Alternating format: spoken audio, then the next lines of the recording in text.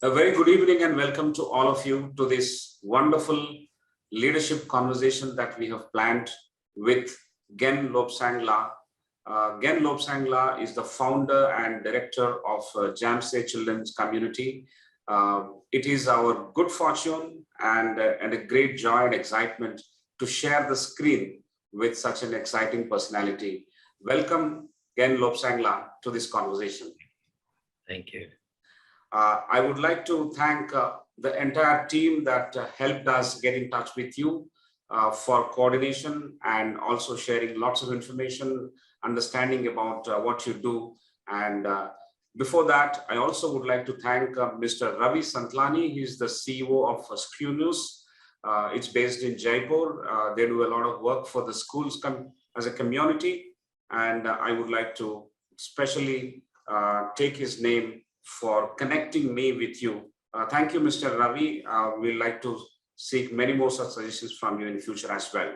And I welcome you and many others also who have joined for this session. This is the 60th leadership conversation in our journey of webinars or the leadership conversations that we have been having every Friday in the evening. It is our pleasure today to have all of you with us.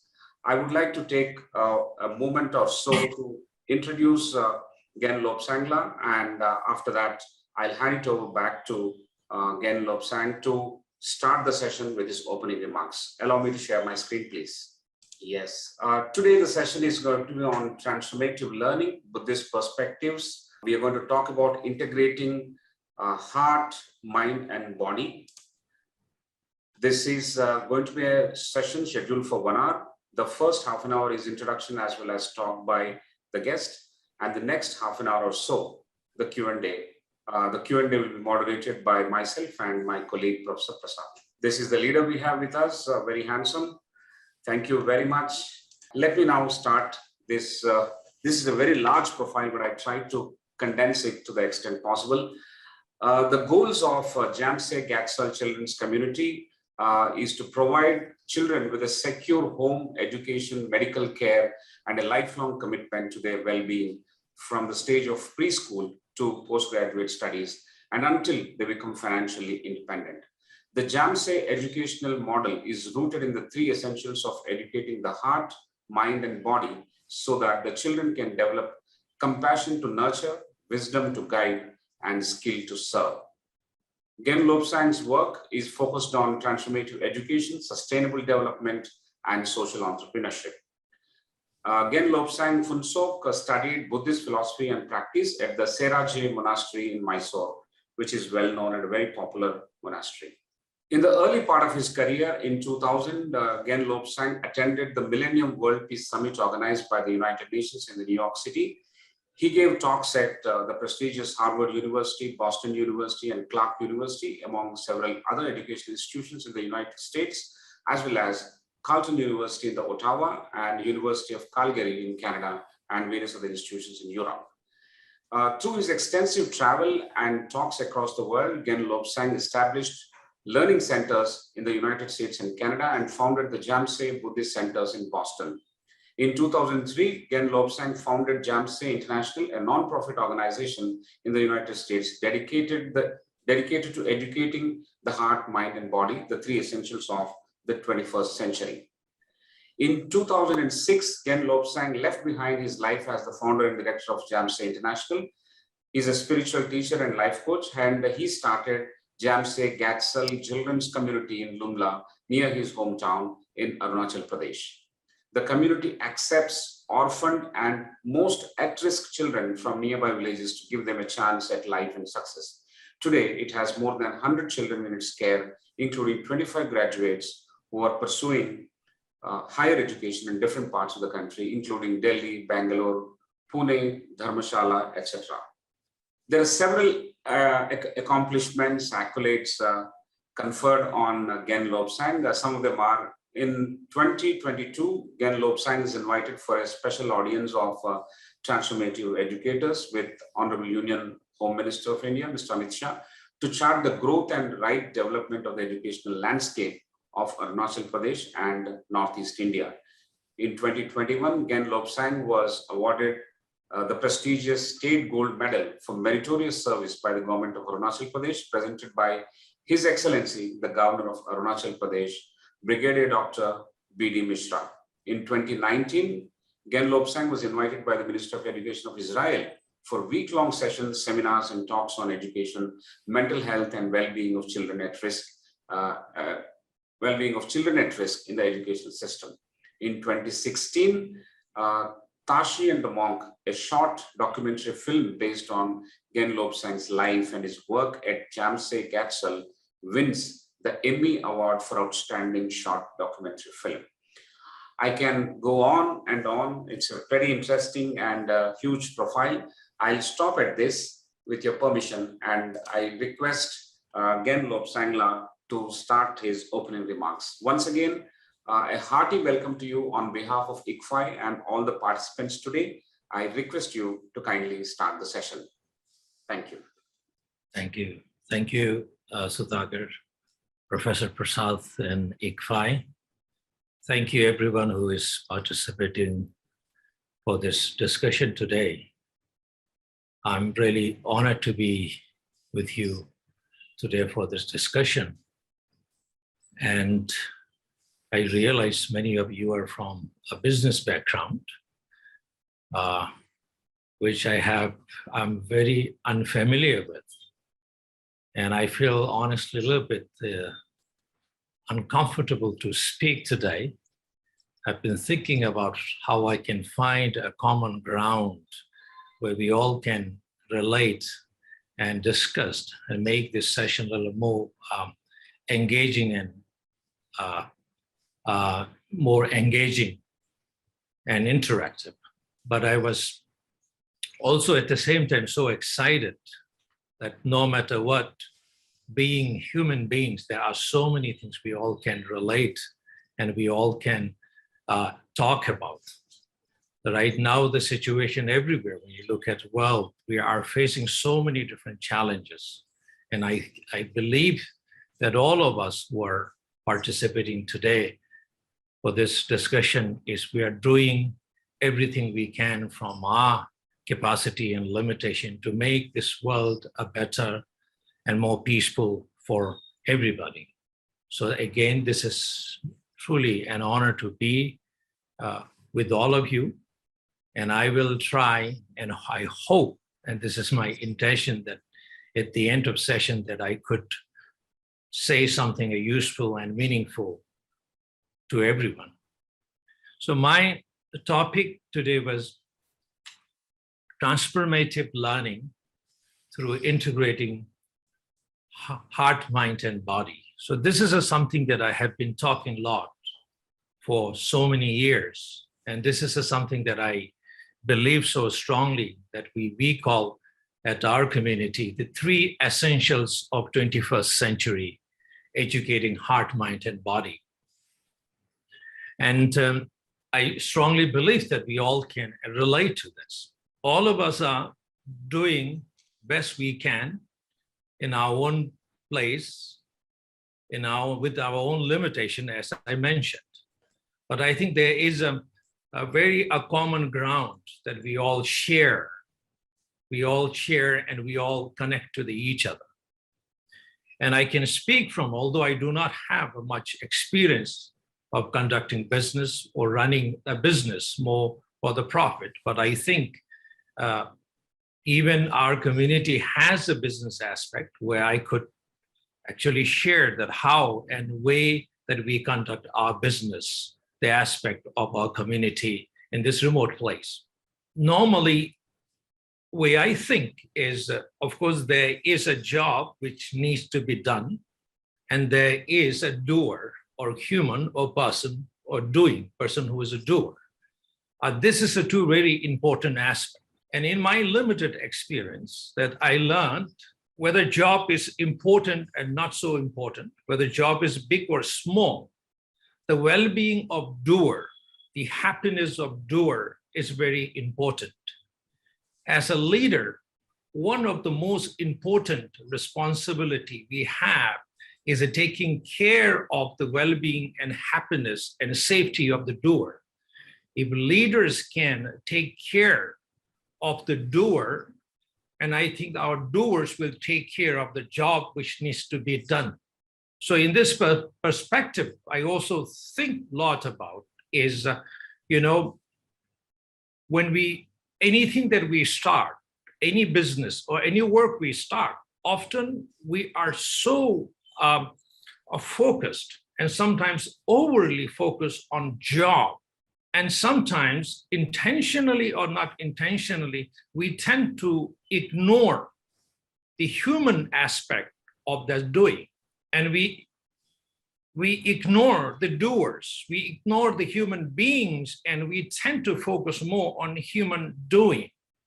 And that's why, like, almost every institution is so much focused on training and giving a job skill, the technical skill and basic knowledge to how to conduct a business. And while we do that, and I think at the same, when we forgot, again, there is a human aspect, there is a human being, there's a human being, we ignore that, then unhappiness human beings, the unhappiness employer or unhappiness employer can make unhappiness employees, and unhappy employees cannot never deliver what we expect to achieve, whether it's in our personal life or whether this is in our business setting. So this is a very important that I feel, because what we do in this remote place is so important, first, not to thrive, but first to survive. We are at a very remote place right now, that I am in a place called Tejpur because I got stuck because of the rain, heavy rain from last few days. So I'm staying in a hotel and hoping to open the door so I can go up in the Himalaya mountains.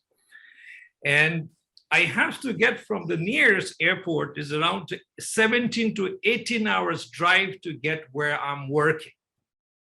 So you could imagine that for us is always, the survival is a big question. We often cannot think of thriving because we often have to put so much our energy on how we can survive on a day-to-day basis and months and years. So while we do so, there's so many in last 16, 17 years that I see the impossible things become a possible.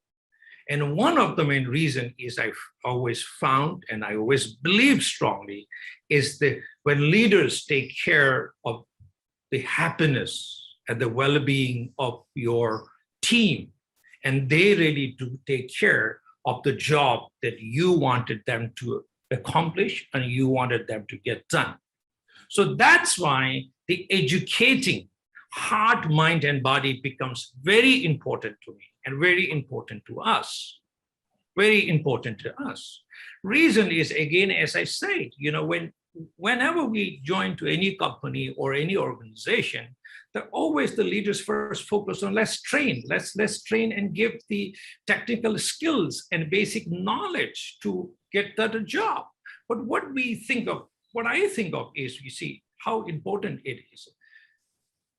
If we can, the most important training is leaders can now think of a 21st century is, we have to think in terms of the tool. I think three biggest tools that we all have is our heart, our mind, and our body. These are the three most important tools and most precious tools that we all have as a leader, and we all the employees, all our staff and our team has this. And we need to train that as a leader personally, I feel strongly that we need to train how we can use these three most important tools, what I call heart, mind, and body, how to regulate it, how to manage it, and how to utilize it in its best and ideal situation. If we as a leader, if we fail to manage this, if we fail to regulate this, if we fail to utilize this properly, we could never expect anybody else from our team to do this job well. So the educating heart, educating mind, and educating body becomes so crucial So that's why I call it is essential. Essential. In the 90s, maybe, in the Western world or in a modern world, the term the emotional intelligence becomes very popular. But we as an Indian, sometimes we forget this.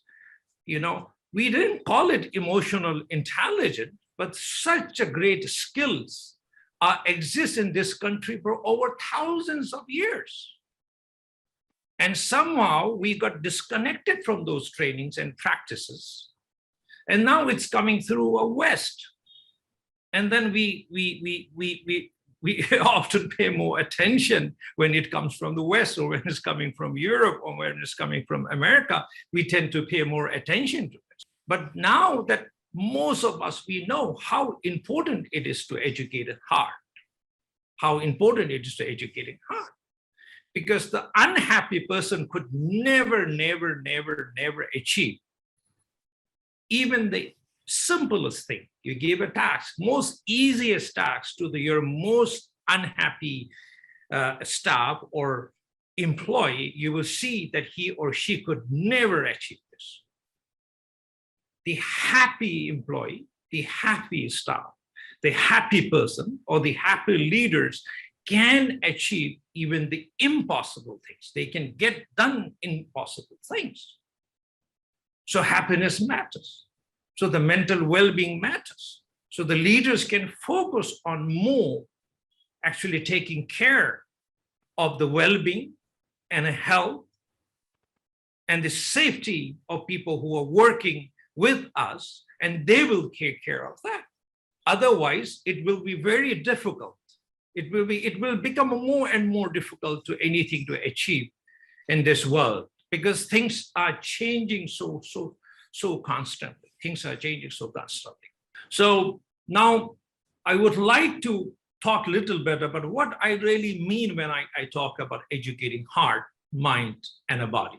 Most easy thing to think about is educating body is we have so little understanding about educating body. Of course, we talk about somebody to train with a certain sports, maybe the football player, the cricket player, but we don't think there are so many more things that we as an educator or the educational leadership can take more responsibility about. And I normally call that, in terms of my fingers, these fingers are some of the most uneducated fingers. Reason when I say that, and we have amazing carpenters in our community, and when I travel, we see so many amazing artists, how much they can draw and how much beautiful things they can create and build from their fingers. When I look at them, and then when I reflect on these fingers, and I feel I have the most uneducated fingers, you know. And our emphasis of education is always brain on the small part of the brain, and then we ignore it. So when we look at one whole person, even for me that I'm thinking about, when I look at my whole person, and my entire body actually, maybe the 95%, more than 95% is uneducated. Is it basically wasted resources sitting there, so basic things? You know, sometimes I even cannot do the basic things when I think the whole physical body, I think about, you know, from here. So I do feel that my eyes are so uneducated. I was with my friend, and he took me to this amazing museum, amazing painting in Europe. And then she was so excited showing everything. And when I look at those paintings, those arts, I couldn't even enjoy and please myself. You know, I look at this, what is this? I don't really get it. And when she was like with energy and so much enthusiasm and so much exciting, that I could see that she's getting goosebumps while she was trying to explain about piece of that art. And I was just looking at the same piece of art, and I was like, you know, basically feeling nothing, basically numb. eventually I learned to see beautiful things through my eyes, through educating my eyes, And I know so many people, when they come to the remote place like where we exist, and they are really difficult to see the beauties in a nature.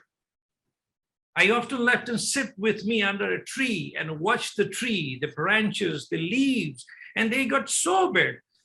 After a few seconds, they will touch their hands. Of course, they have the similar attitude that I gave to my friend is, what is there to enjoy? What is this? This is so boring. These are even like simple things when I think about how much I need. And more seriously, when I look at things we see, our own interpretations, those are even often limited based on limited information that we have in our mind. And we tend to see beautiful, ugly, we just see, the positive, negative through our eyes. There are so many things when it comes to the learning that I talk about. The unlearning has to happen before we relearn and learn. But so many things I have seen is conditioned by the society where I live, community I live, the country and culture and religion. And whatever movement we see, and we tend to actually define good, bad, like, dislike, positive, negative, whatever we see. So many things that I see in a life that before I educate my eyes, so many things I need to unlearn and relearn, and then I need to train my eyes to see the beauty, and I need to train my eyes to see beyond what is an appearance and is able to see the beauty and essence beyond the appearance. And these are, like I talked about, each and every part of our body. And I think about like my ears, so many beautiful music. I have so many experience of how uneducated ears I have. Listening to Western classical music, I thought that could be the one that is one of the most boring things that I ever heard. But so much your ears are uneducated, and so much you need to educate about to listen and to hear the beauty, to hear the sound, everything. I think we have so much.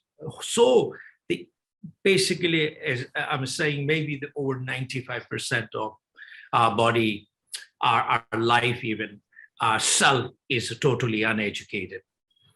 And I was recently talking to some of my colleagues. They are from very simple life, coming from the mountains, and we were traveling.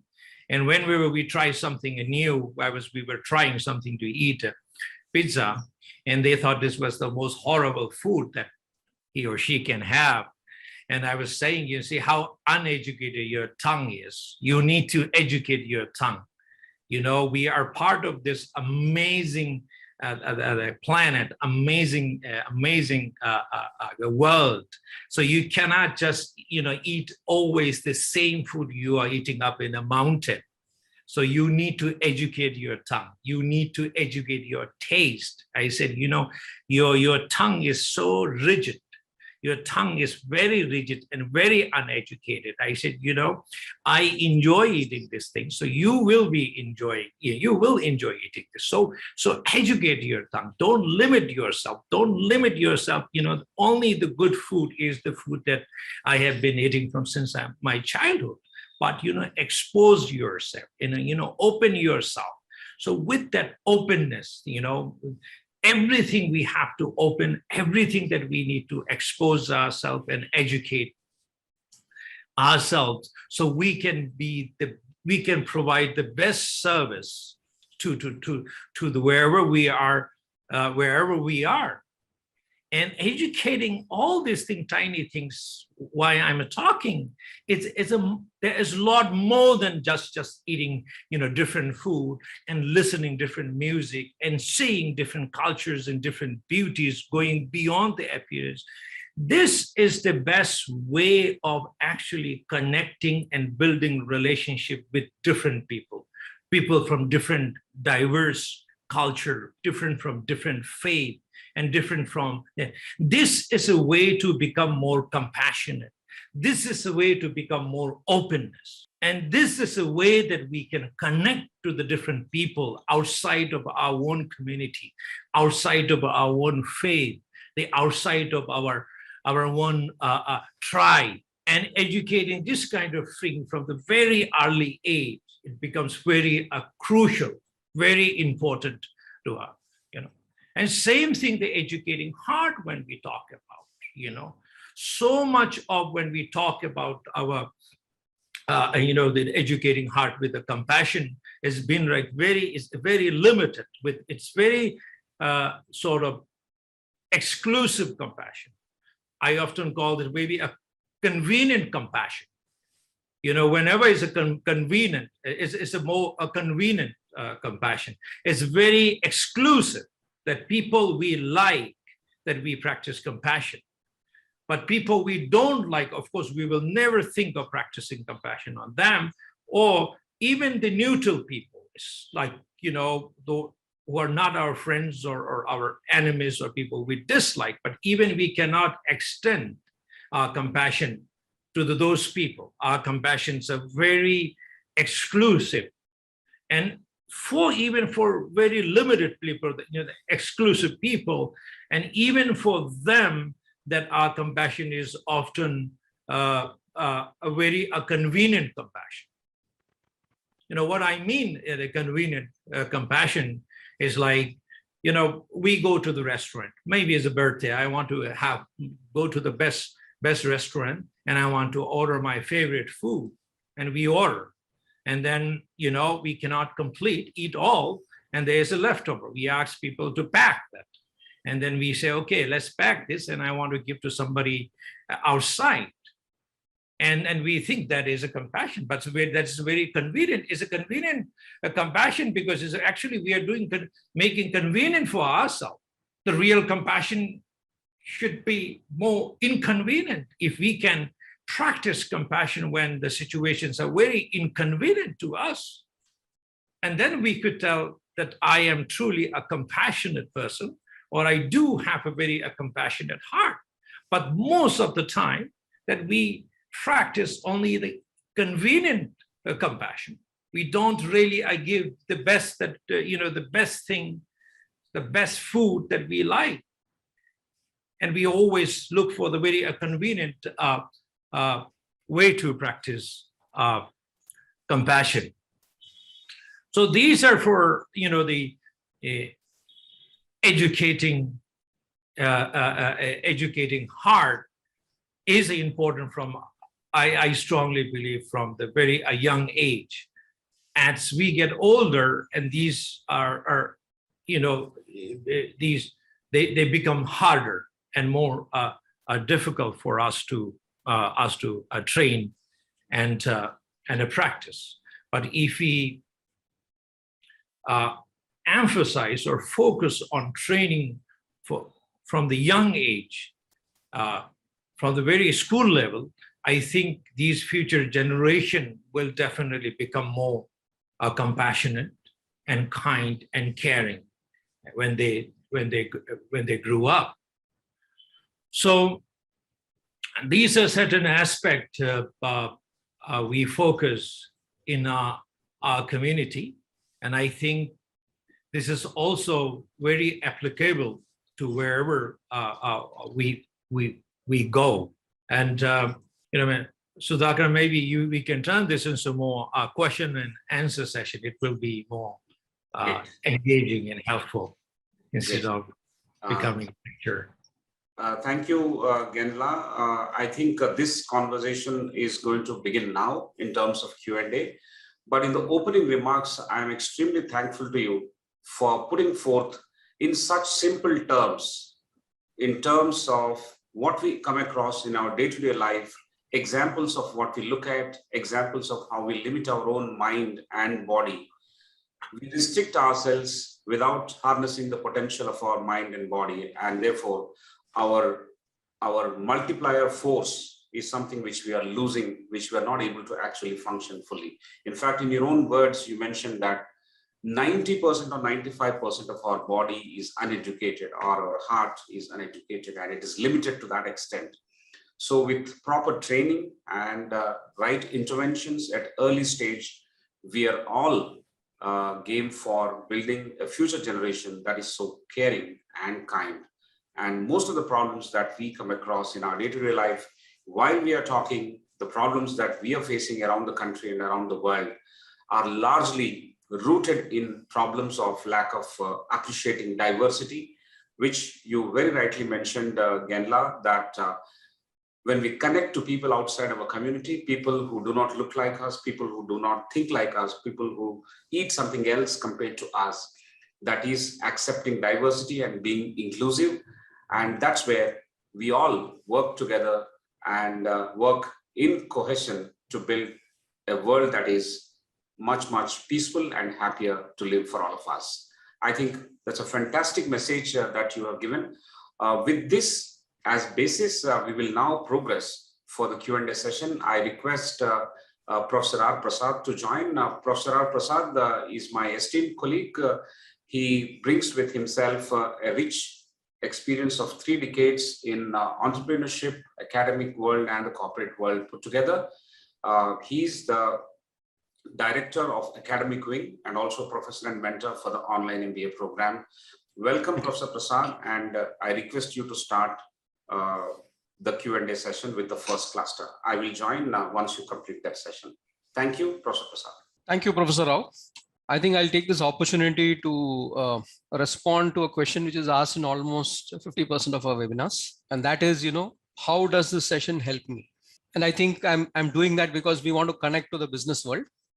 And we want to see how this will be useful to people in business. I think a crisis that the world faces today, and it is only increasing, it is not decreasing, is a crisis of ethics, values of people and what they practice. And this discussion has entered the business world. And particularly after the last decade, the 2008 crisis, which was centered around money, I think this has taken center stage, and it has been introduced in the form of a course in almost all business schools. I think it's also a crisis of leadership when it comes to organizations, when a lot of people feel let down, when somebody gets into the practice of being unethical, and all the others who are contributing and who had their values in the right place find that they've been left in the lurch. So I think it's extremely, extremely relevant. We also find from the business field that there's a lot of literature, a lot of discussion going around purpose. And today organizations are taking pride in declaring their purpose, declaring their values, and trying is a key word, to see how they can implement it. So I think this trying is where we come in. And I think a lot more needs to be done, not just in business schools where management education is given, but also in the world of practice, where we have our own moments where we need to be far more human. Even though you may be human at the other points, I feel certainly that all of us pass through those moments when we could have been more human. And I think that's where the challenge lies, and that's where the entire connect comes. To add to it, there is a well-used theory in management which is called the knowing, doing, being theory. And it originated coincidentally with the US Army for leadership training. And it is used in business schools. There is literature where people try to see how are you connecting these 3 into what you're doing. Because if the centeredness is not there with being coming right in the middle, then the remaining of it is of no use. Just knowing and doing doesn't help. So it becomes the task orientation that Sir was talking about. Too much of task orientation coming in, that Sir was talking about.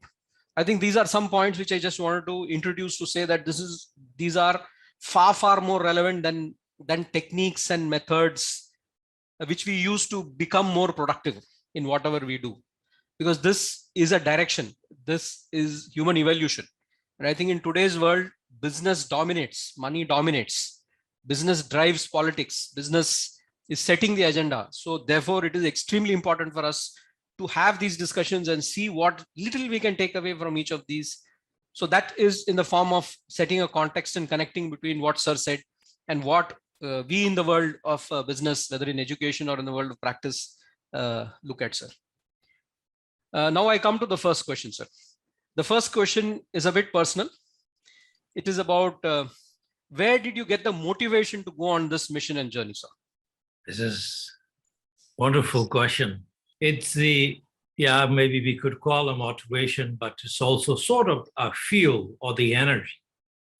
See, the human beings, whatever we do, there are so many ways that we can actually get this fuel and energize and motivate us. And some people, they feed a hate to other people and feed themselves a hate, and they get energized to do something very destructive. What I feel is when I feed love to other people, and love feeds me back, and this is every moment, every day, I make sure that I'm feeding love to other people so the love can feed me. It's a constant. You know, the motivation, sometimes it comes, sometimes I become very lazy, even I have a big purpose. But really the energy, it's like a fuel to the car that constantly I am moving and constantly I'm doing, is I make sure that my real fuel is love.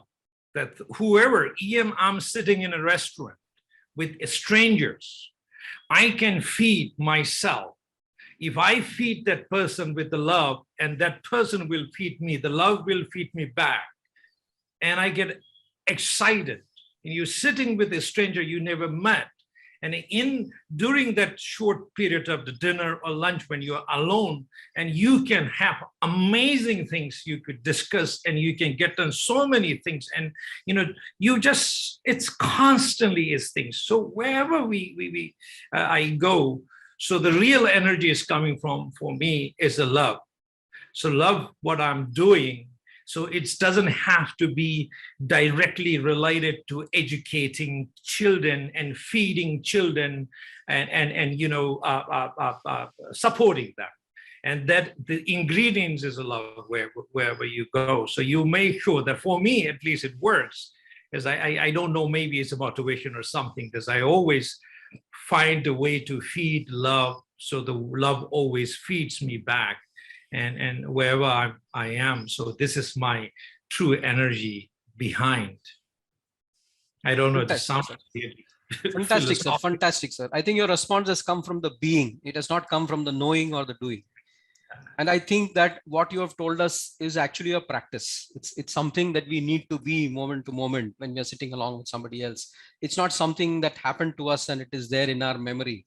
And I think this practice is something that you're also, I think a lot of our very revered figures in religions and in life say the same thing.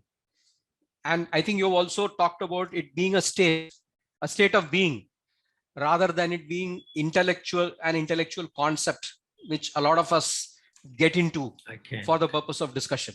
Sorry, I cannot hear you, Professor Prasad. Yes. Maybe it's my, sorry. Yeah. Is it audible, sir? Thank you. Yes. Yes, thank you. Maybe it's my, yeah, thank you.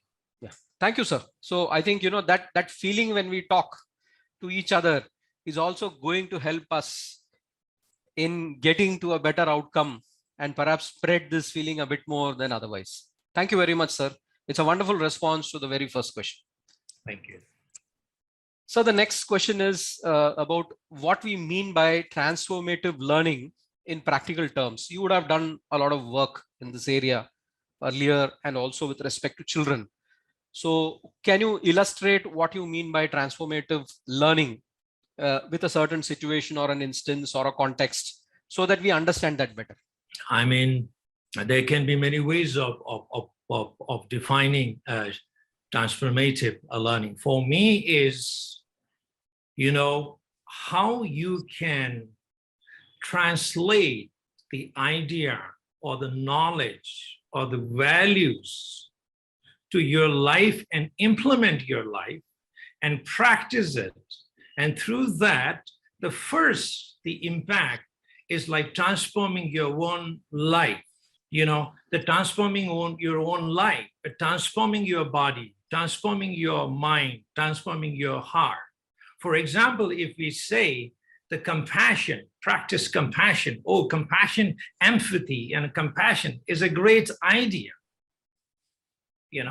but we cannot learn empathy and compassion where we learn how to operate computer. It's a very different procedure. It's a very different way of learning. What I think maybe the neuroscientists, they call up there's two kinds of learning, the procedural learning and declarative learning. The procedural learning is when we talk about transformative learning. It's we have to cultivate those qualities through integrating and implementing, putting into practice. We could learn about compassion reading book, but we can only learn about compassion, but it won't make us necessarily compassionate person. We can learn about patience reading a book or listening to the music, listening to the lecture, sorry. But that won't necessarily make us a patient person. We will know about the patience. But transformative learning for me is, of course, number first, that you listen, you experience, and you observe. And a second stage is where you have to reflect. The real transformative learning happens through the self-reflection. It's never through listening. We do not learn, cannot learn transformative learning from just listening and observe unless and until we reflect on what information we receive and what we learn from the book. So the reflection is key for the transformative learning. So as a leader, I think, well, we all are. I'm not talking about leader means like you're leading 100 or 1,000 people. We all are leader. We are leader for our children. We are leader for our family. We are leader for our friends. And we have a big responsibility of leading our life through examples, because we all love our loved ones, our friends. We wish them the best. But best way to actually wish is to transform our own life and lead by example. So we cannot bring the best in other persons. We cannot bring the best in others unless and until we bring the best in ourselves.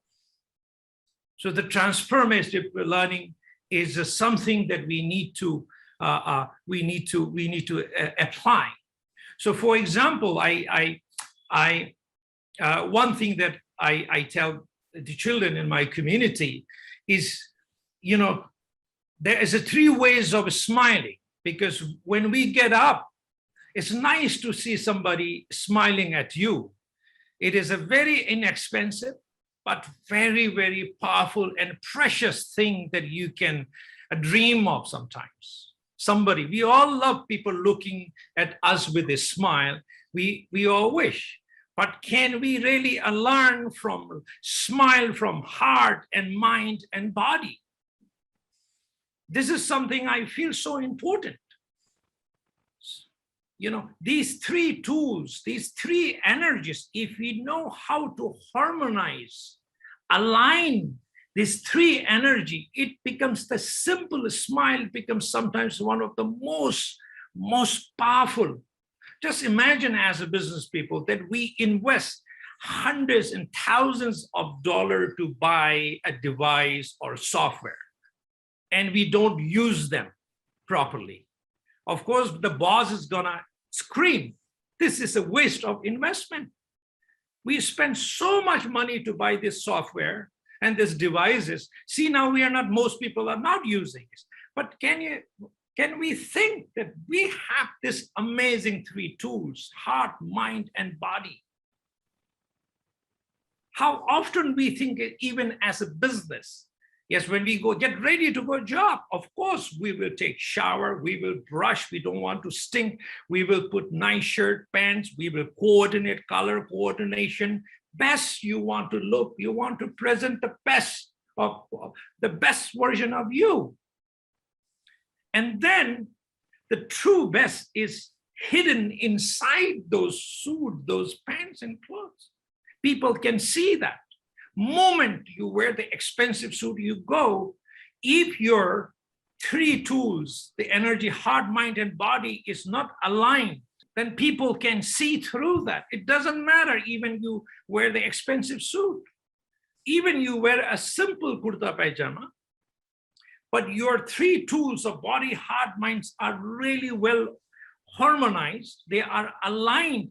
And when you smile, you can smile from your heart. You could see your body, your face smile, and you can smile from heart, mind, and body. And that can be such a powerful way of smiling. Now, Professor Prasad, I forgot your question. I think I got distracted. I think you have responded to the question, sir. I think you have responded to the question extremely well again. And again, you have centered it. You have centered the question on the being.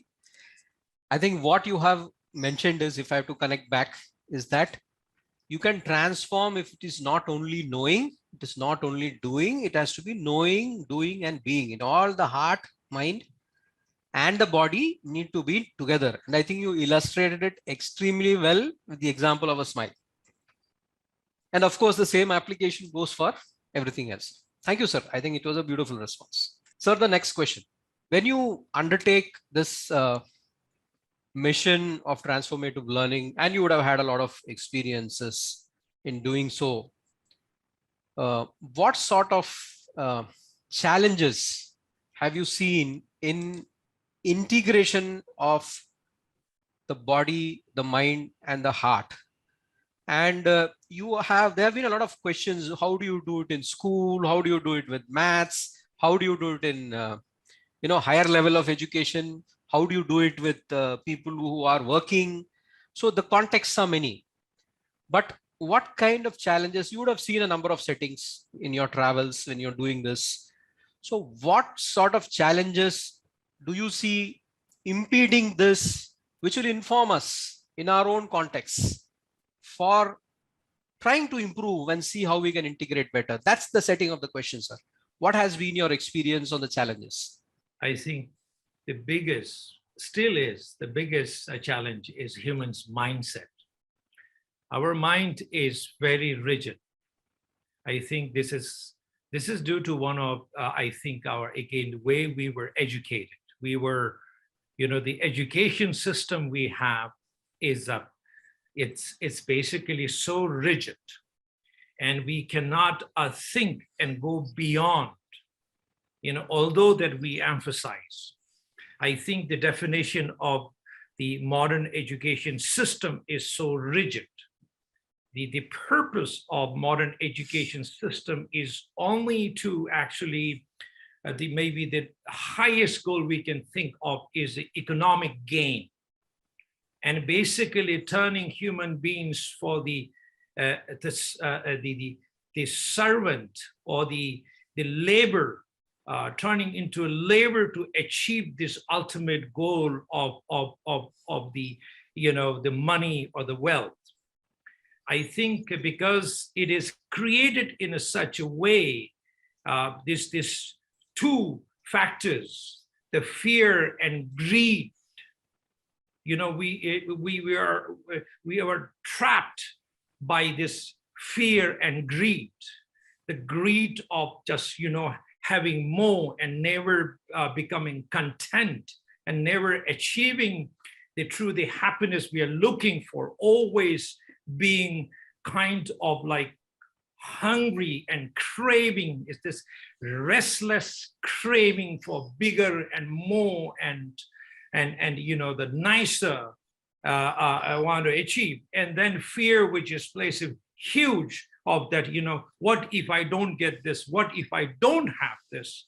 I think we need to learn to live life.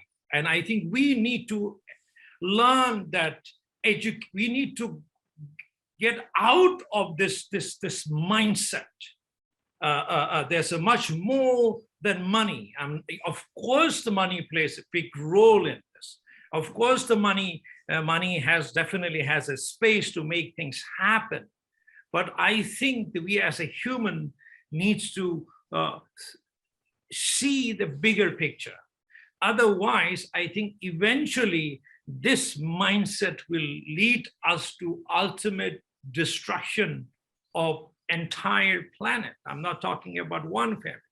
We could see that, the individuals destroying their life for this ambitious, this greed and game of this greed and fear. It's never going to achieve. I mean, think about us, take our own examples, like happiness, the achievement is always a way far away. It's never, nobody achieved this. You think about the happiness. I think of, when we are in a school, we think, okay, I will be really happy if when I finish my high school, and we forget to ask people who already complete the high school, are you happy? We forget to ask. Then we complete a high school. Then we say, okay, I will be really happy and a peaceful and amazing person if I get into this college. Then we forget to ask, who already got into that college and completed college. And we just keep chasing that, And then, finally, if I get a great job and wife or husband and 2 children, then I will be really happy. And then again, the stupid thing is we forgot to ask people who already have a job, finished the high school, college, have a good, decent job, have a wife, husband, and children, are you happy? Then finally we will say, no, now, if I get to retire, I will be really happy. Then we retire, then we keep chasing. And I think we need to learn how to enjoy the process. It's okay to have an ambitious goal. I don't blame that, it's ambitious goal. But I think the problem is where our attitude, where we look at those goals. If we learn to enjoy this process. So what I see, the biggest thing for me is the people's mindset, the implementing the education, which educating heart, mind, and body, is the mindset is one of the most challenges that I face all the time. And even today,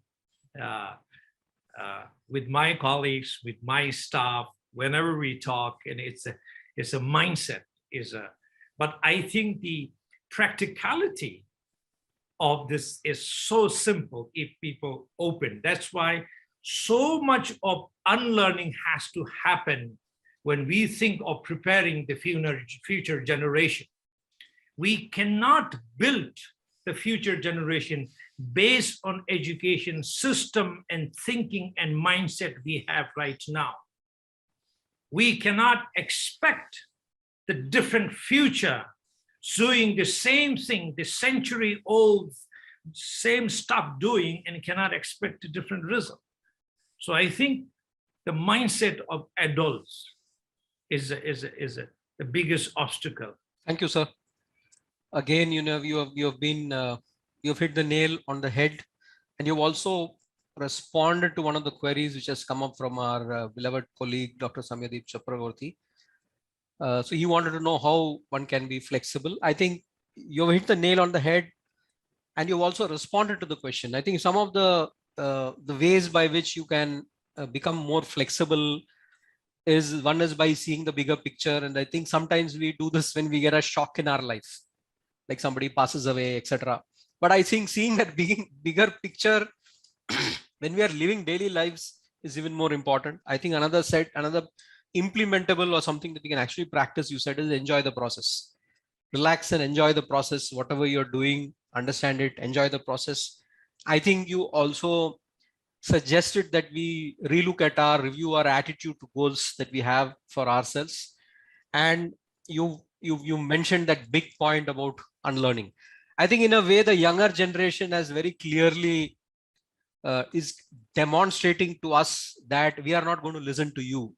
And they do it in so many ways. And I think one of the prime reasons for doing so is that I think the way we have been disciplined and obedient to our elders and followed whatever has been happening in terms of systems, it's not worked. And I think it's very evident to them that as far as the world goes, things are not working the way they should be, and therefore they need to be relooked at. Thank you very much, sir. I think with this, though I have some other questions in this cluster, I'll hand it back to Professor Rao for the next set. Thank you, sir. Thank you very much, Professor Prasad. Again, Lobsang, I think the interesting part of the discussion is there are several layers to it, and it's getting deeper and deeper as you explain. It is sounding more profound at one moment, and it is looking simple, also practicable as well at the other.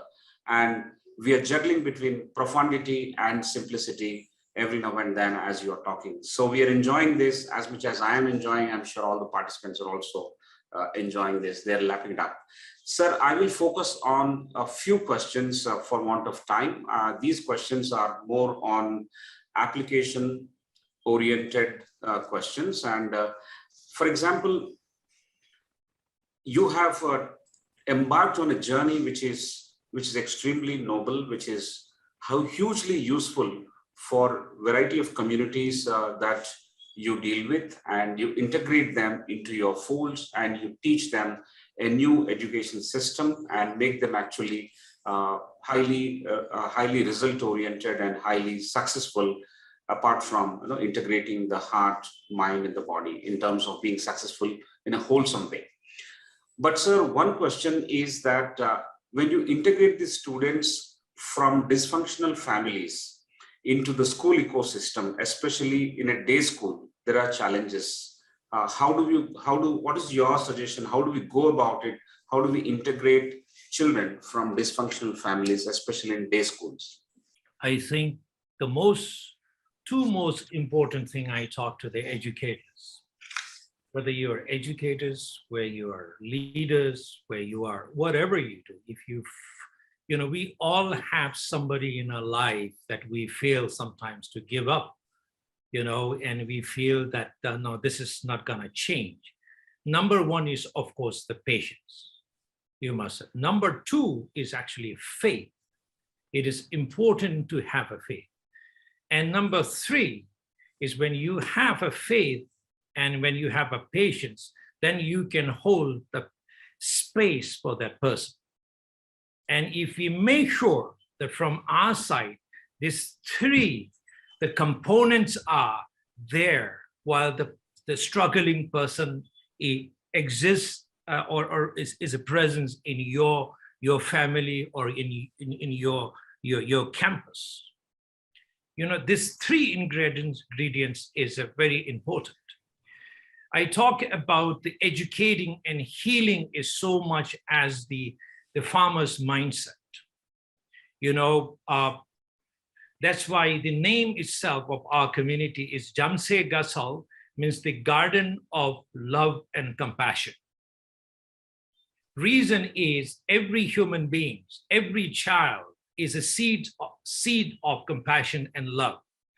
It means they have a potential to heal themselves, and they have a potential to heal everybody who's around them in the world, if we can give them a chance to heal that. And they have potential to that. We do not need to become obsessed and stressed, fixing and fixing them and healing them. And they have a potential to heal themselves. We should have the gardener's mindset, where that we have to hold the space with the hope and patience. What the gardeners, farmers will do when they plant anything in their farm, there are two important qualities you will see. One most important thing is a faith. They would never know what will happen now 6 months later, or they will never know after a year. Maybe like Assam gets flood and it will destroy everything. But what is the most important for the farmer is the hope. They act and believe and live from future. And that is a simple language that we all, the practice or principle we have to practice. We have to act and live from future with the faith. And this is the main reason we are alive today. Nobody, we all act and live from that. We need to, when it comes to helping, healing, and transforming somebody's life, And we need to think, we need to act and live from the future. The farmers will do. They will not doubt. They will not sit and discuss about what will happen, 2 months later, 3 months later, with clear hope, the unshakable, unwavering hope that they will do all the preparation necessary with the hope and faith to have the best harvest at the end of the year. And then second thing, what they do, every day they practice patience. The patience is a practice. The farmers make that priority. Every educator, every parent, every business leader have to make the patience is a practice, and we must make that is a #1 priority in any situation. Now farmers, they plant, they made all the preparations, and they wait every day, every moment. They practice patience. They practice patience. And that way, that when we hold the space for them, and they will heal themselves, and they will transform themselves. We are nobody today. That's why the plant, when you make the right conducive environment, when you make sure the soil is fertile, it has provided all the, the necessary things provided. The plant can heal itself, and plant can actually grow. It will grow to their highest potential. So this is something that why we call the Jhamtse Gatsal, the garden of love and compassion. Awesome. Actually, it is mind-blowing when you have explained this concept of gardener's perspective, gardener's mindset in terms of nurturing, in terms of actually integrating children into an ecosystem of education. I think it's very, very, very profound and deep in terms of how we do it. We don't think and talk about healing them or trying to correct them, but create an ecosystem and environment in which they heal themselves, and they have greater potential to heal everyone around us.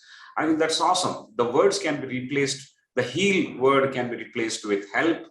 It can be additionally substituted with any other purpose, even if it is related to economic goals. I think if the environment and ecosystem is created by the leaders around us, the leaders within us, I'm sure we will be able to help them be part of this thing. How do we cultivate faith? How do we nurture patience? And how do we create space for others? These are not simple words. These are actually having huge application in terms of our day-to-day life, in the work that we do. We meet people every day. We try to achieve certain objectives, but when we think through carefully and create the right ecosystem for them to flourish, which is by thinking about them and by creating space for them. I used to say in certain other situations, in my own humble methods of learning and probably sharing, is that true leaders create space for others on the real estate of their heart and mind. So I think it integrates very well what you have mentioned just now. It's a guru statement that I have seen and learned from you when you responded to this question. So thank you very much, Genla. I think patience, practice, and of course we prioritize this patience as a #1 priority in organizations, in business as well as non-business organizations, in our day-to-day lives as well. And then other things will fall in place. Thank you so much for that huge answer. Would like to ask you another application-oriented question. What is your suggestion about making government schools more meaningful and value-adding to our children? Because we've been looking at many communities, you're looking at many locations, all types of schools, both government and private, but specifically to government schools, what is your suggestion how we can make these schools more meaningful and value-adding to our children? Thank you, Sudhakar. I think we actually, especially from this year, we are working with many of the government school, and I recently started training the entire government teacher of the district, and our ambition is to go to train the entire the teachers of the entire state. And this is the one thing I think we need to educate. We need to help the teachers to unlearn, to relearn, how we could change the mindset of the government teacher. And I think when it comes to, the educating heart and mind is, I think now, because it's not a foreign concept anymore. When we look at the current education system and situation, we have so many graduate unemployed youth in this country. And so many ways that we are talking about, we don't have enough job to give to this young youth. That I strongly believe, I think we do have enough job, but there is a huge gap between job and skill. I think because the previous education system is focusing on only one, maybe, I'm a little bit exaggerating, but only one thing focusing on that. And there are so many areas that we see that we need people to do those things. And there is a huge gap between the available job and skill. When we talk about educating body, and this is exactly another thing I'm talking about. I joke a lot about with the people is that, when I see the great football players, and they play so well, like King play.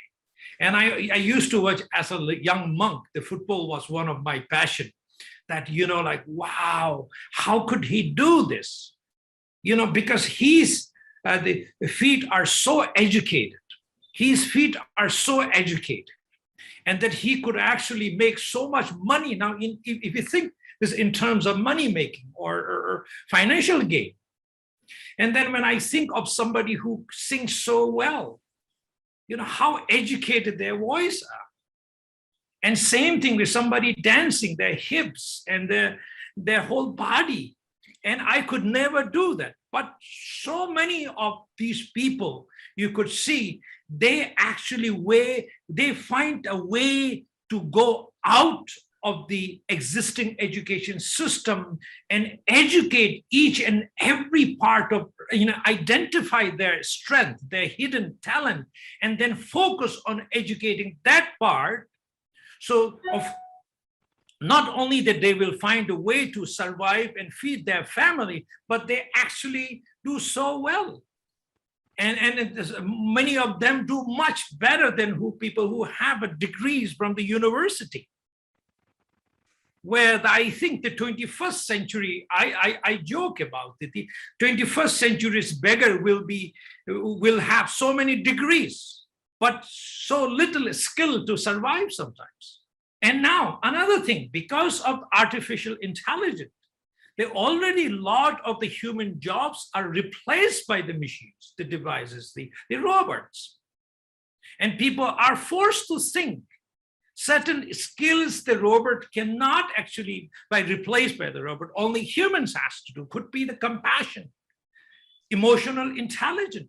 Every educated leaders have to think through that for future.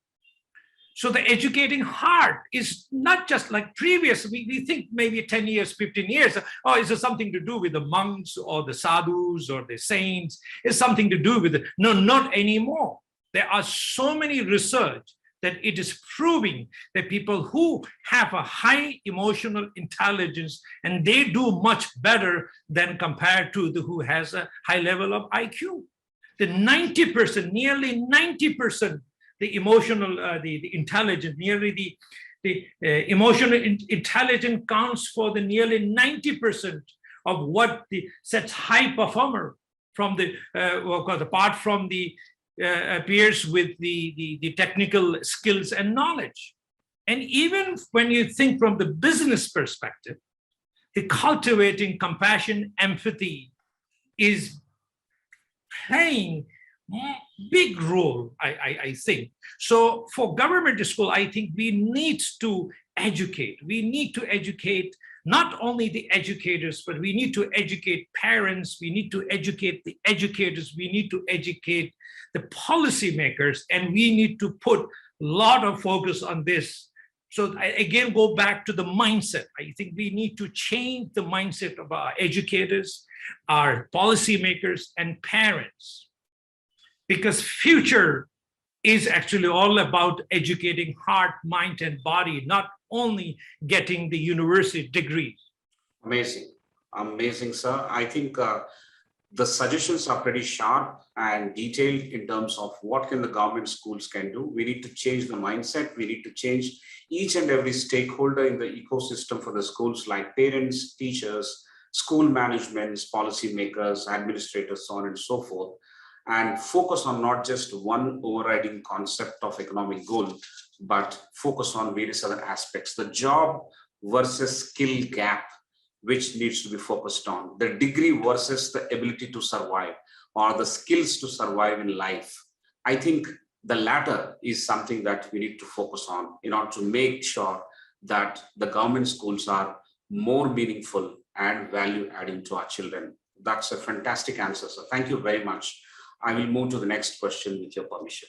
I will, Sudhakar, I will add one more thing. Sorry, Please, I think this is important. Another thing you see that certain other, somewhere that I saw that in every hour, the more than one child is committing suicide in our country, mainly it's related to the pressure, the education pressure. And I think here that again, we are talking about, when we're talking about regulating and managing emotions, the emotional intelligence.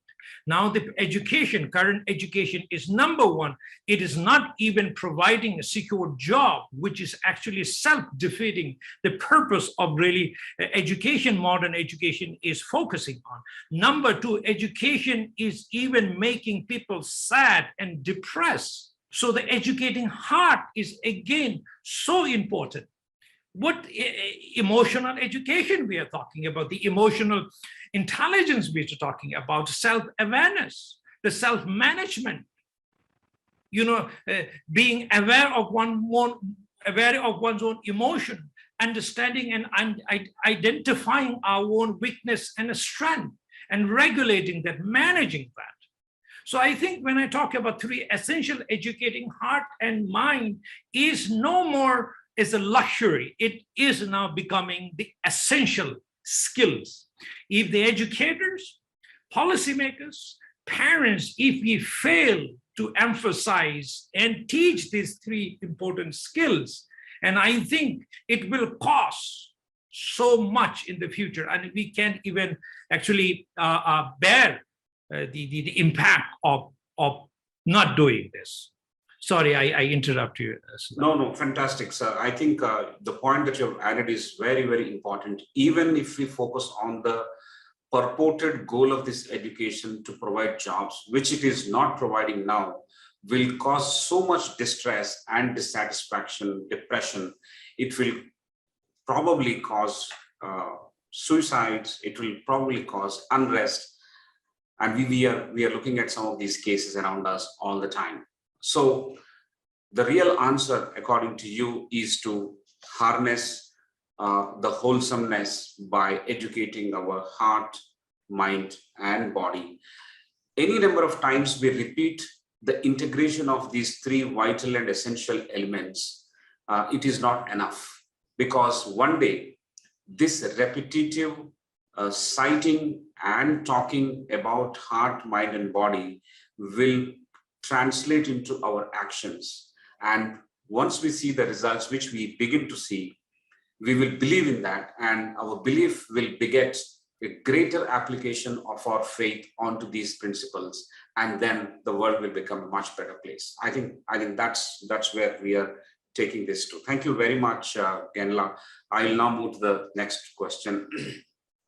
One suggestion from you, we request, one of the participants is asking, I think there are several comments that are there. I think Manova Simeon says the illiterate of the 21st century will not be those who cannot read and write, but those who cannot learn, unlearn, and relearn, as mentioned by Alvin Toffler. This fits very well into what we are discussing currently. Thank you very much for that comment.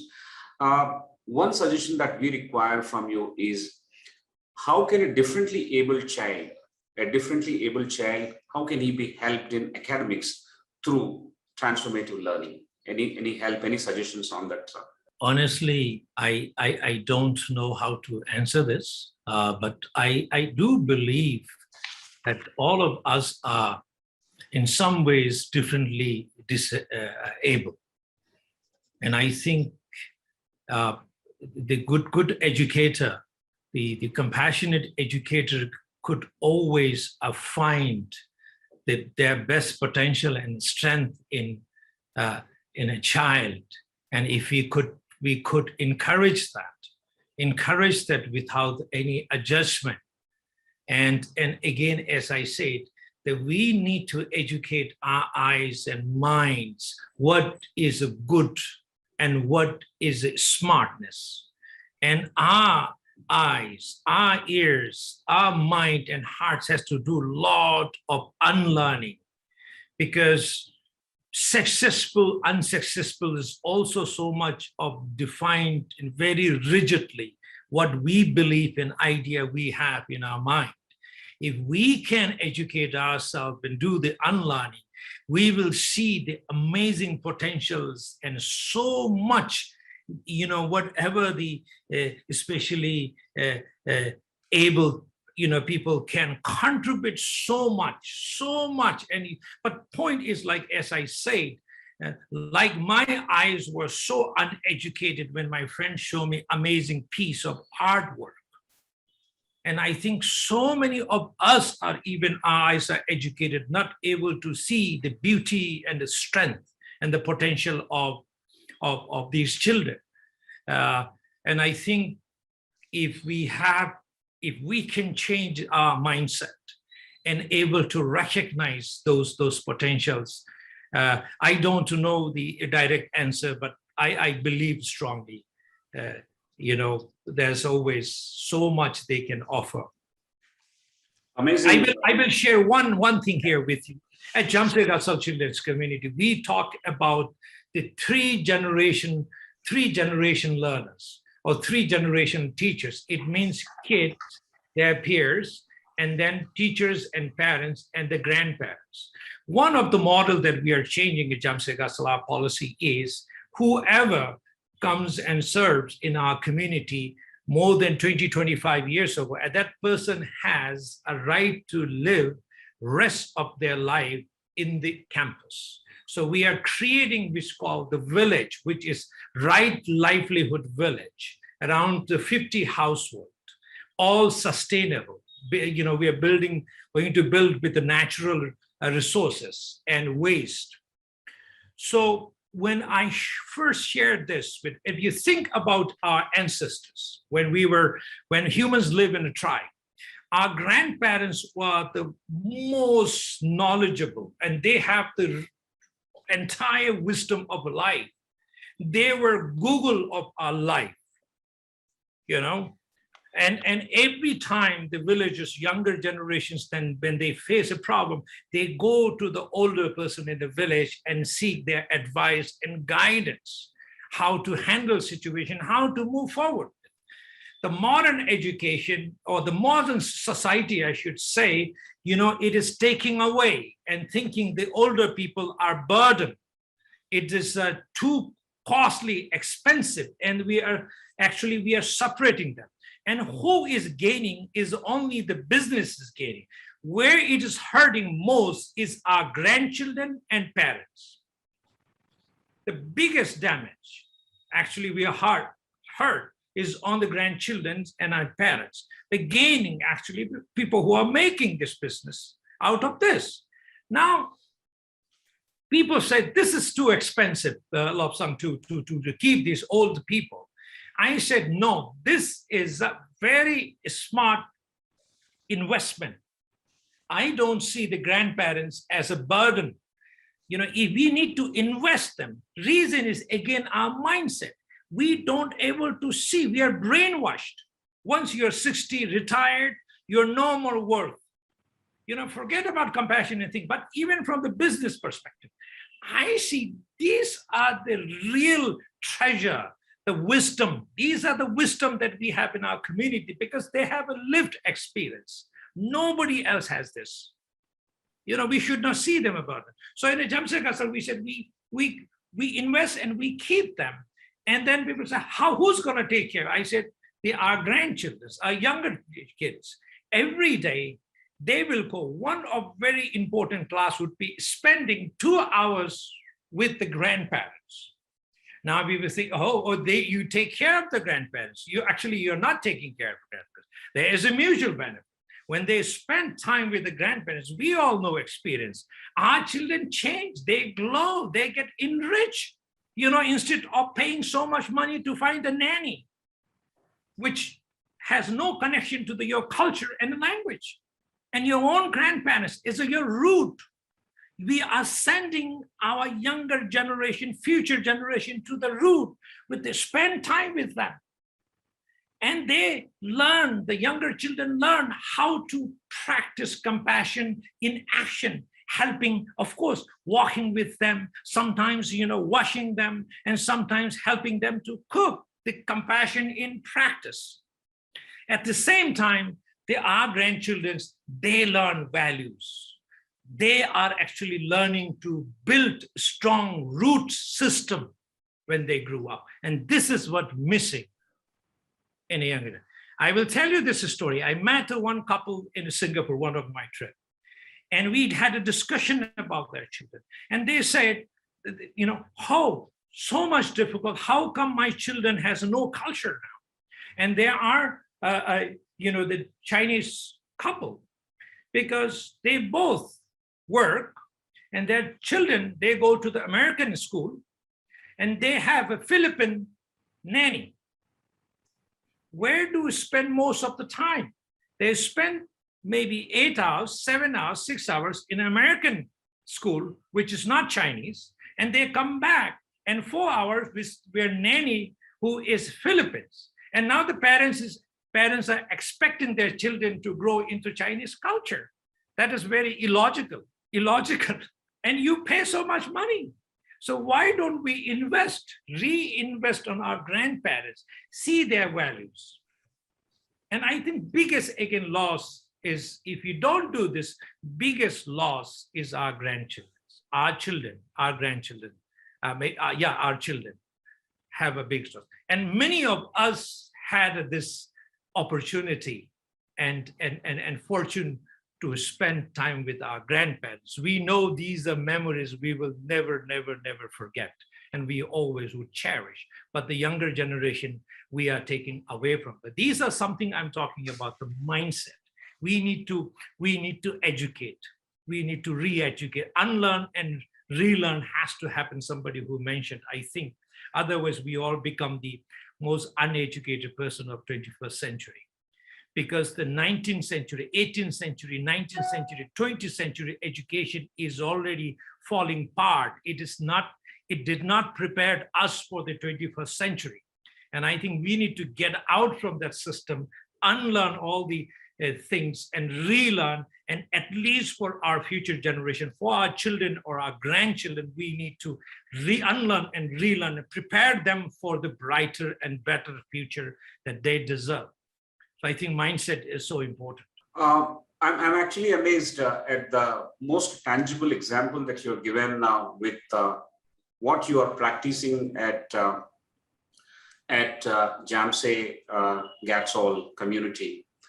That is to create the right livelihood village, sustainable living.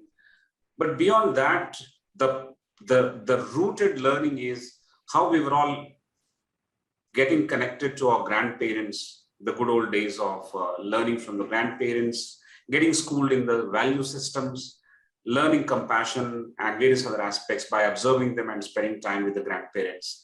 I think you're recreating that, and that's a very, very huge tangible benefit that makes. And you also say that it makes business sense to actually do it, in the sense all our purposes, all our objectives are well connected if we have such innovative approaches to bring back each of the stakeholder to their roots of learning. I think here in this case, the kids and their peers, if they're connected to the grandparents, they will learn a lot.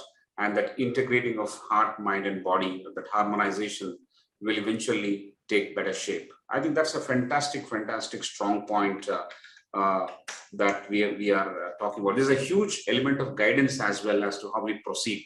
I'm very happy and thankful to you, Genla, for that response. One quick question. I will ask Dr. Sangamitra Patnaik to raise her question herself. We'll open the window for you. But before that, a brief response from Genla I would request is, how do we create balance between technology and learning? The world we are witnessing currently has got several compulsions of harnessing the technology, at the same time achieving the objectives of learning. How do we create that right balance between this technology and learning? Yeah, the technology is definitely going to be part of, no matter what part of our life. Definitely we cannot actually ignore that. And I think it will also has a lot of the benefits we ourselves experience. And of course, the way we use it and how we use it actually has to be very, very careful. Otherwise, it will have more damage than and benefits to us. And at Jhamtse Gatsal Children Community, we often talk about tech-free day or tech-free week sometimes, just to completely shut down everything and the practice, be with, and the human connection, the nurturing human connection, and taking a break from technology. But I also talk about the simple things about, and not the meditation, but I talk about me dating. It's similar with the meditation, me dating with oneself. Dating with oneself. So if you have a new girlfriend or new boyfriend, I'm sure you will make sure the moment you meet that you actually turn off your phone, not even put in silence, and maybe you will even avoid bringing your phone in the middle, because this is so exciting. You cannot afford to lose that girlfriend or boyfriend. You don't want to get distracted. You're looking at checking your phone messages. I think it is very important for all of us to have the everyday, if possible, dating with oneself, what I call me dating, where the rule is turn off your phone or do not bring, if you're walking, phone with you, and just completely physically be present with you now, body, heart, mind, and body. And your heart has to be 100% with you, and your mind has to be 100% with you. And now practice the me dating. What we do when we date with somebody, when we meet the new girlfriend or boyfriend, we put the best shirt or best, pants we have. And we should do this for ourselves. Because you just say, I have a date today. And it is the most important date. You cannot have a happy date with your girlfriend if you are not happily dating with yourself. First you need to be happy with yourself. If you're good at happy dating with yourself, and you will always have a happy dating with your spouse or with your girlfriend, boyfriend, and putting that. And then going and walk, or maybe going to the restaurant. Don't go with the friends, just go with yourself and order your favorite food and just sit with oneself. All three, I said, all body, heart, mind, be with you, sit there and it's talking nicely about yourself. Say something positive. Think positive and do positive. Here's the third thing. Think positive, say positive, and be positive. And these are something that I encourage. If you may not be able to do this, but every day possible, an hour without the phone. Just say, this is my dating time, very important date with myself. So I'm not going to take my phone. Tell your wife or husband, I'm going date with myself. And if you cannot do this every day, if you could do actually twice, if possible, a week, you could see how it changes your life, how how much the positive impact that you will experience when you detach from that. So just don't say the negative. Oh, I just, I don't want to use phone. Just say I'm going for a date. You're not actually saying negative. Yeah, I have a date. So from this hour to this hour, it's something I think we all can do if we set up a discipline, a purpose. Amazing. While technology is useful to our lives and work, we also need to practice shutting down and working on human connections. And that itself is a detox. And one credible, practicable way of doing this is dating oneself and falling in love with oneself and giving that kind of importance to oneself and thinking, seeing, and being very positive of yourself and your surroundings. It will have the spillover benefits with others. You love yourself, you're compassionate to yourself, you will be in a better position to share that love and compassion with others. It begins with self to start with. Fantastic, sir. Thank you so much.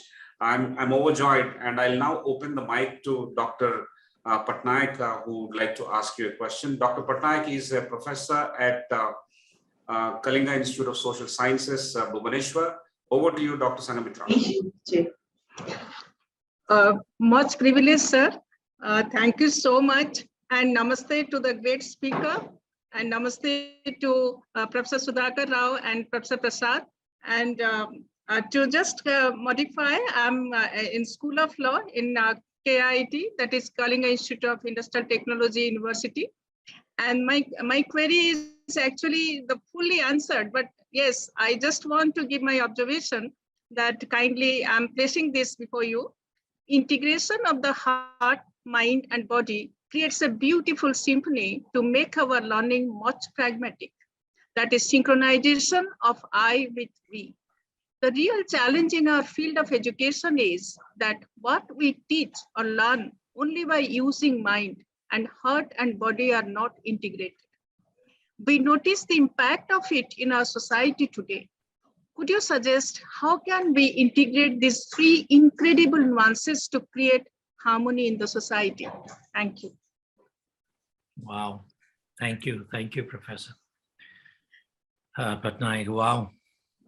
This is a great question. See,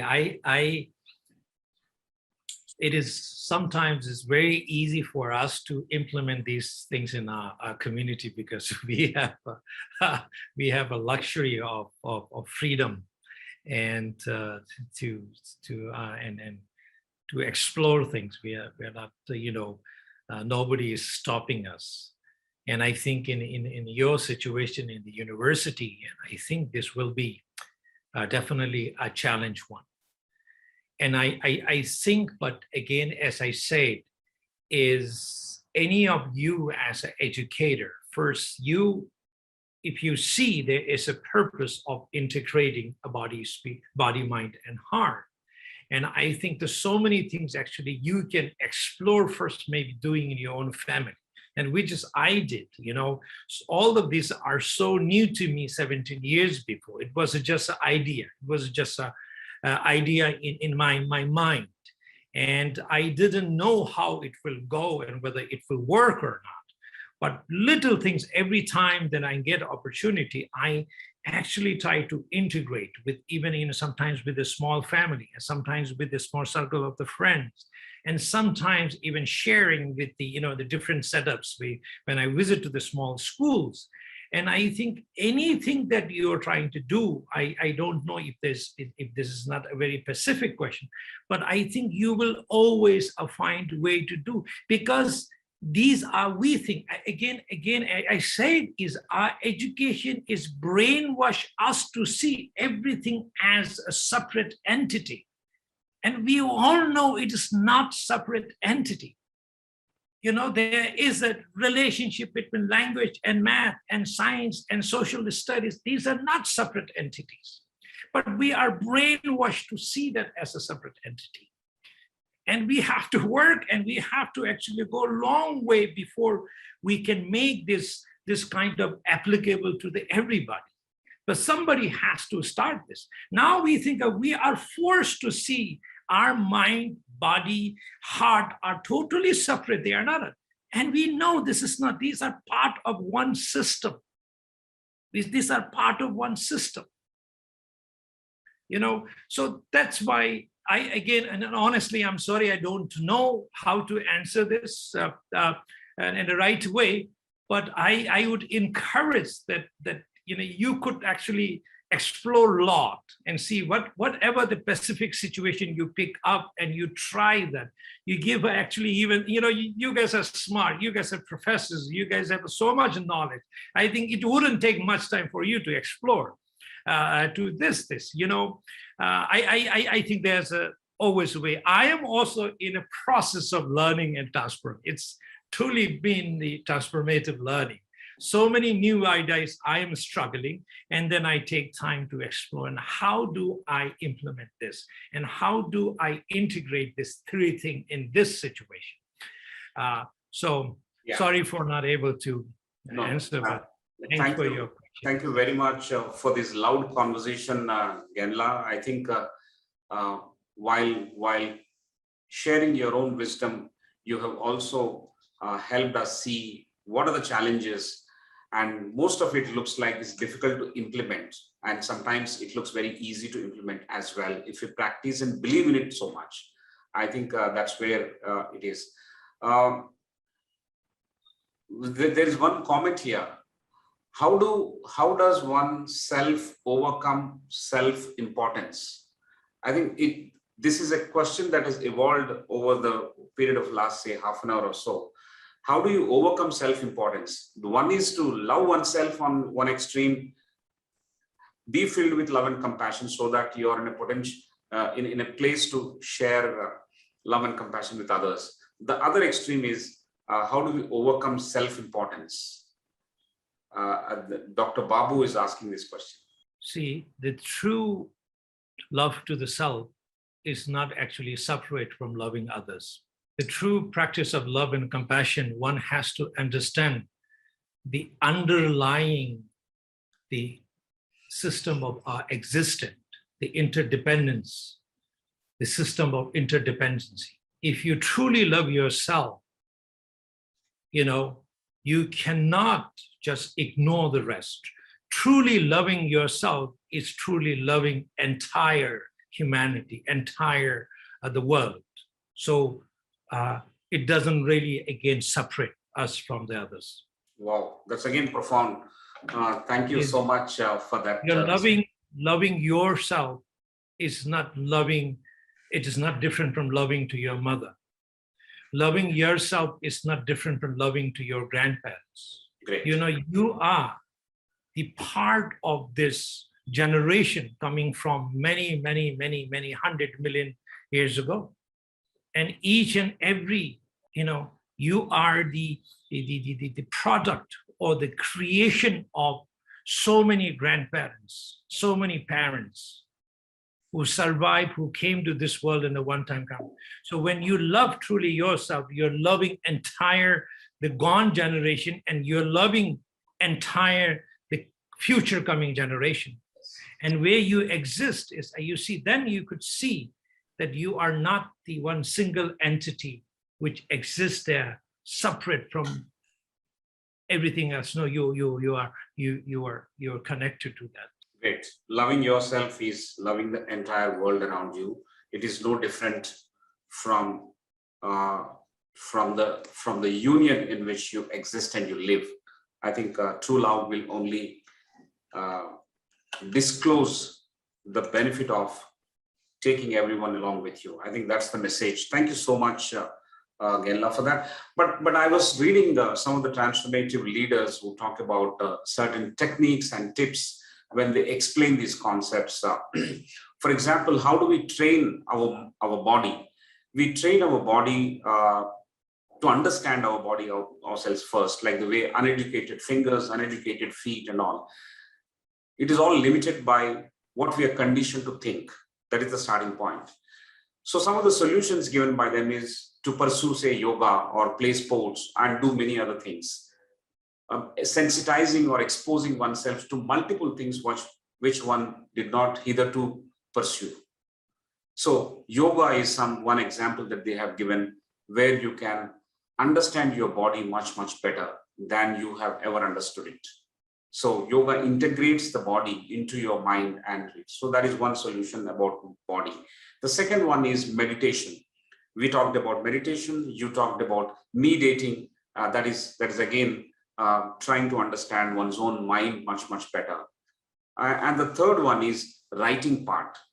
That is journaling part or writing part, expressive writing. You sit down and write about what you feel, and then you connect with yourself and your thoughts properly. So that is about integrating heart.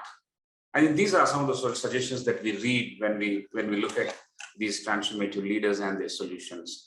So it really gels very well, and that's what most of the participants are trying to understand. How much is implementable, how much is practicable, how much we can do. But some of the solutions and the tips that you've given are so simple, and it is laced with belief. It is laced with an immaculate sense of faith in the power of emotional intelligence, for example, which you mentioned, that they are more effective and successful compared to those who have higher IQs. If you don't have emotional intelligence, you will probably lose in spite of having higher IQs at your disposal. I think, yes, it is falling in place. It is making greater sense for us. And this discussion has been so worth its while over the last 106 minutes that we have spoken till now. Thank you very much, sir. I would like to take your permission to conclude this. And we have lots of other questions also, but we will write to you. We will seek your responses for those questions. Questions are unending. There are various questions about leaders, leadership, women leaders, challenges, managing oneself in terms of a plan versus actual result. What are the things that restrict managerial successes? Yes, some of the answers have come from you. We can actually place it very well. Once we do a summary of this conversation, which we will do after a couple of days, we will share with our participants. We will also share with you, sir, so that you can correct us in case if there's anything missing. You can fill the gaps, and then we'll make it public after you help us take it forward. No, but this session is something amazing for me and for most of us, that those who are busy in our day-to-day lives, those who are driven by economic goals, we tend to actually align with the already conditioned mind of prioritizing certain things in a skewed manner and ignoring a large part of what is called our heart, mind, and body. It makes no business sense to ignore these, even if you were to pursue the economic goals, as you mentioned by you.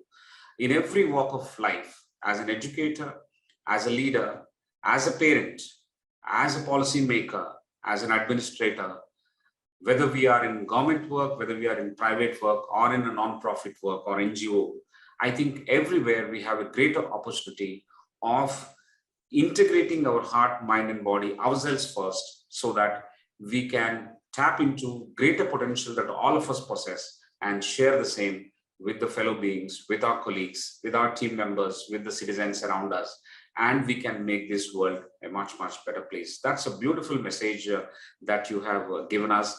You have exhorted us to invest in some of the most important things like sustainable living, invest in grandparents, create them as a force to reckon with, to help the younger generation to keep in touch with them and seek value systems they pass on. And then the centuries old systems of human connections and the value systems that we have come across should continue. And your initiative and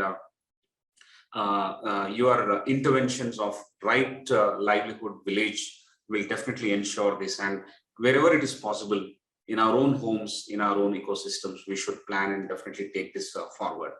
And above all, the most important thing I'll take home is true love. Loving oneself truly also means loving everyone around us. And these are not two separate ones. For example, if you love yourself, as mentioned by you, you're also loving your mother, you're also loving the people around you, loving the people in your village and the society that you live in.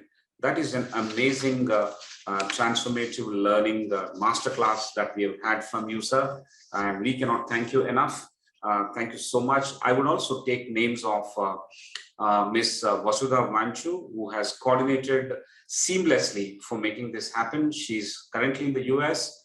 In spite of odd timings, she has coordinated with us and made this happen.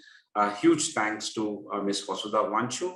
Also to Humaira Farheen for coordinating with us. And the third one is Teke Subba, who I troubled a couple of times to ensure that you have received the information that we are sending out on the email. All these people have contributed immensely to making this happen. Not just making this happen, but sharing this benefit of your presence and the benefit of your wisdom to all the participants who have joined us on this show, both on Zoom as well as on Facebook Live this evening. All of us are hugely indebted to you, and truly the 60th conversation that we are having with a leader like you is full of wise views. Your wisdom has actually strengthened the title of the theme of the whole exercise that we've been doing for the last 60 conversations, more than 1 year now.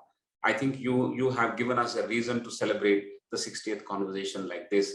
Again, Lobsang, thank you so much. Thank you so much.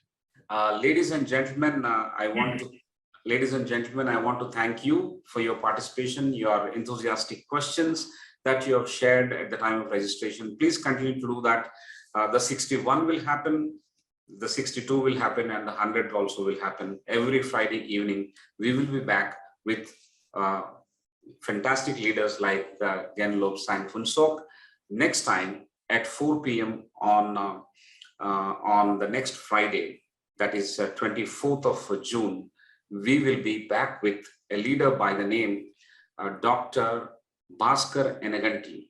Dr. Bhaskar is going to talk about a very interesting thing of how we can have online networks which can be useful for social good. What is the potential and precaution?